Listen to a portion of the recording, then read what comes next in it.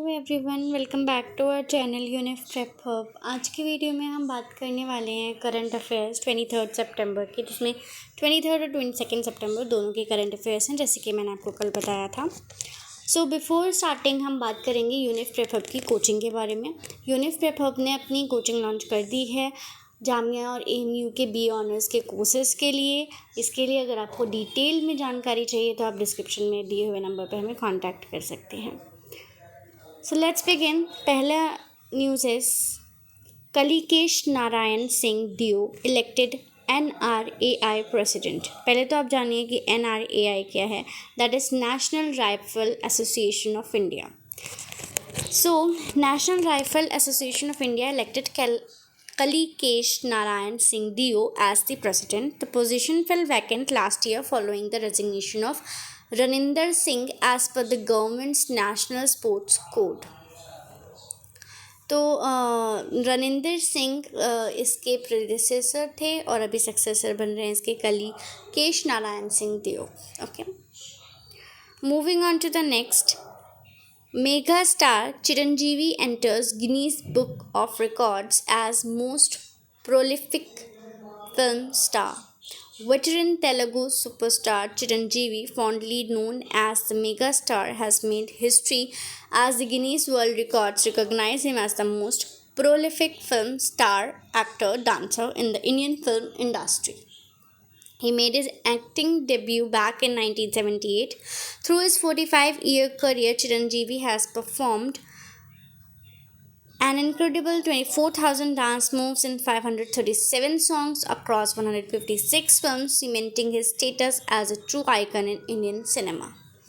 तो ये क्वेश्चन यहाँ पर अराइज हो सकता है कि 24,000 dance moves in 537 songs across 156 films. अगर उनकी जर्नी के बारे में कभी क्वेश्चन आया तो वो यहीं से ही पिकअप करने वाले हैं ये।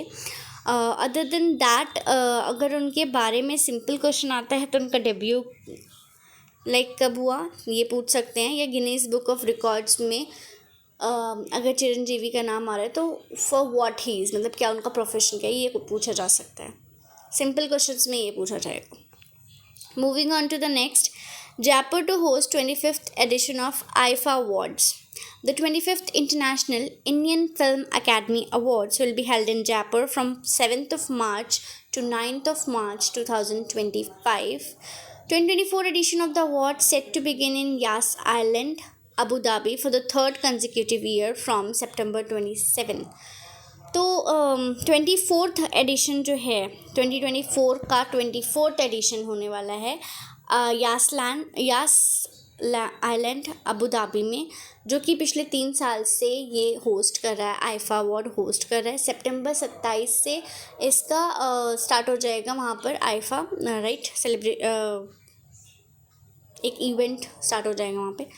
और 25th जो एडिशन होगा 2025 में होगा, वो एडिशन होगा 7 to 9th of March in Jaipur, Rajasthan, India.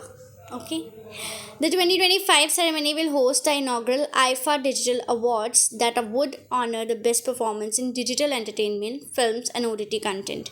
तो नेक्स्ट ईयर से ये आईफा डिजिटल अवार्ड्स भी लेके आ रहे हैं, ठीक है। The first IIFA awards were held in 2000 in London. 2000 में हुआ था पहला आईफा अवार्ड लंदन में। बहुत इजी क्वेश्चन है, डायरेक्ट पूछा भी जा सकता है, कभी कभी एग्जामिनर इजी क्वेश्चंस भी पूछ लेते हैं। An MOU was signed between Rajasthan Tourism Department and the IFA for the Silver Jubilee celebrations at the IFA Awards to be held in the state capital next year. एक MOU sign हुआ है, ठीक है, IFA और Rajasthan tourism department का। It is for the second time that the event is taking place in India. ये अभी तक दूसरी बार है 25 सालों में जब इंडिया में इवेंट हो रहा है। First such event was held in Mumbai in 2019। पहला आईफा का इवेंट इंडिया ने होस्ट किया था, वो 2019 में मुंबई में किया था। So moving on to the next. Cabinet gives nod to 2602 crore wild life habitats development scheme. Union Cabinet has approved the integrated development of wildlife habitat schemes for the 15th Finance Commission cycle for an overall outlay of 2602.98 crore. तो 15th finance commission के अंदर integrated development of wild life habitats की scheme को approval दे दी है cabinet की, जो कि almost 2,602 crore का है, ठीक है। The centrally sponsored scheme includes critical components such as project tiger, project elephant, development of wild life habitat. इस जो स्कीम है इसमें कौन कौन से मिशंस जो ज़्यादा इम्पोर्टेंट है वो ये हैं। According to the overall outlay the centre allocated ₹1,575 crore for project tiger, ये भी पूछा जा सकता है। 182.58 crore for project elephant and 845.4 crore for development of wild life habitat. ये भी आपसे पूछा जा सकता है अगर इनको डिटेल में क्वेश्चन पूछना होगा। They will be putting this कि प्रोजेक्ट टाइगर क्योंकि काफ़ी हाईलाइटेड है तो उसका कितना अमाउंट है। नेक्स्ट अभी प्रोजेक्ट एलिफेंटिस नया है इस चीज़ में, तो वो कितना अमाउंट उसके लिए एलोकेट हुआ है, और development of wild life habitat के लिए कितना अमाउंट एलोकेट हुआ है। It will benefit 55 tiger reserves, 33 elephant reserves and 718 protected areas and their zones of influence.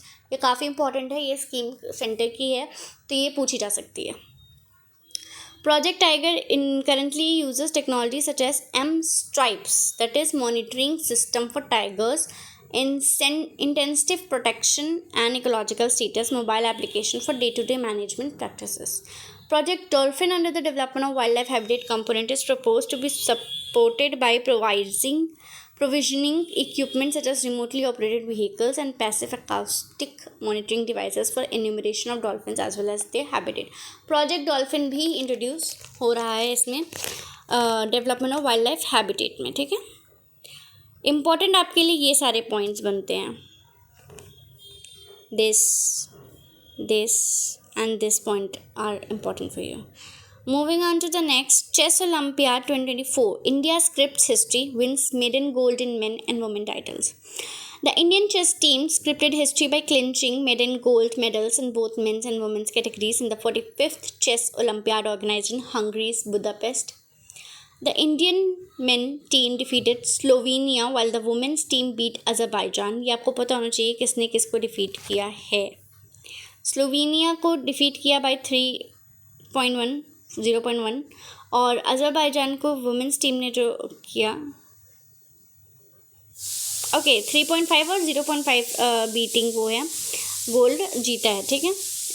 इन दोनों को हरा के इस पॉइंट पे 3.5 for Slovenia and 0.5 for Azerbaijan. The Indian team for the open category included Gukesh D, Praggnanandhaa R, Arjun Erigaisi, Vidit Gujarati, Pentala Harikrishna and Srinath Narayana. Indian men had earlier won 2 bronze in 2014 and 2022 in the tournament. The team comprised Harika Dronavali, Vaishali Ramesh Babu, Divya Deshmukh, Vantika Agarwal, Tanya Sachdev and Abhijit Kunte as the captain. Indian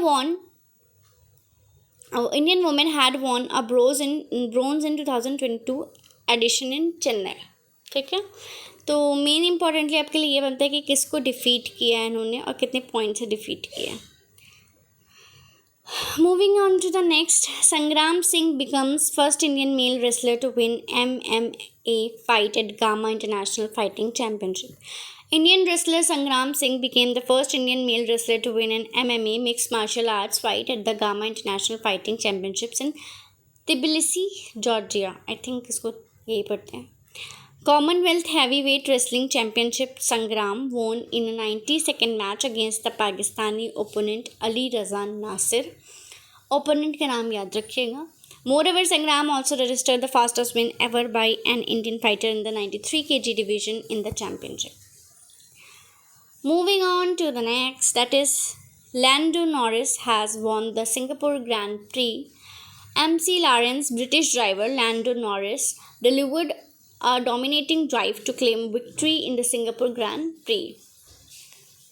Moving on to the next, India joins Brazil, Bhutan to enhance food safety, foster technical collaboration. FSI has joined hands with the Ministry of Agriculture and Livestock of Brazil to improve food safety through joint projects and technical collaboration. तो तो India का जो वो है that is food safety and standards authority of India that is FSSAI, उसने किसके साथ हाथ मिला लिया है? ब्राज़ील के मिनिस्ट्री ऑफ एग्रीकल्चर और लाइफ स्टॉक के साथ फूड सेफ्टी को बढ़ाने के लिए, उसको जॉइंट प्रोजेक्ट्स में और कोलैबोरेशन करने के लिए, right. The agreement was sign on the sidelines of the global food regulators summit 2024। Meanwhile, the FSI also conducted a bilateral meeting with the Bhutan Food and Drug Authority. Bhutan के साथ भी FSI ने meeting करी है। भूटान की जो है वो है Bhutan food and drug authority. The meeting focused on implementation protocol of the agreement signed between India and BFDA in March during the visit of Prime Minister Narendra Modi. ठीक है, तो अभी आपके लिए इम्पोर्टेंट ये बनता है कि ब्राज़ील के साथ जो मीटिंग करी है उसका हमारा एफसाई है तो उसका मापा है, और हमारा भूटान के साथ जो मीटिंग हुआ है उसमें उनका BFDA है जिसके साथ हमने मीटिंग करी है, अथॉरिटी जो है वो, राइट। वो आपको पता होना चाहिए with their full names, like MAPA is Ministry of Agriculture and Livestock, BFDA is Bhutan Food and Drug Authority। सो आज की वीडियो के लिए इतना ही, कल मिलते हैं हम। बाकी आपको कोई भी क्वेरी हो आप हमें हमारे नंबर पे डिस्क्रिप्शन में हमारा नंबर है, आप हमें वहाँ पर कॉल या मैसेज कर सकते हैं। That was it for the video, thank you.